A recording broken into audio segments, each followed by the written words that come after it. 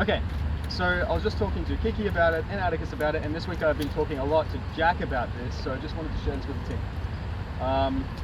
How do you know if you do a good shot or not?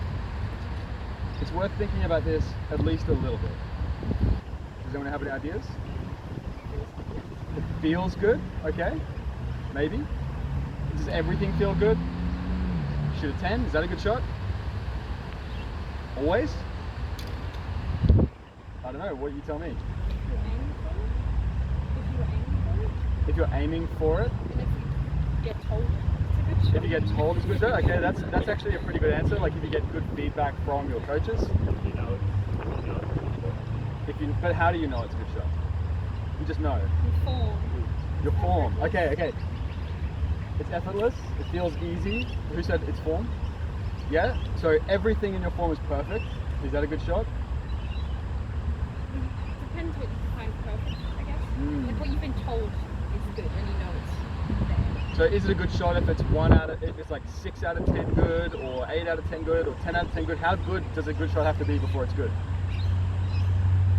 And how much of your shot has to be good? So, okay, I'm going to give you the answer, don't worry. So, you know, as we coach you, we have this complex shot process where we have 10 steps, and then if you break down each of those 10 steps, there's like 15 other things. And it'll be really, really easy to get bogged down in getting everything right before you reward yourself for a good shot, right?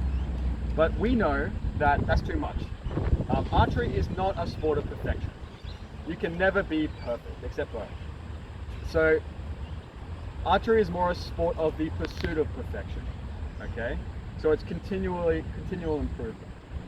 So when we coach you, we know this. We know that there's a capacity for you to work on things successfully at a time. And if we give you too much, then everything just falls apart, right?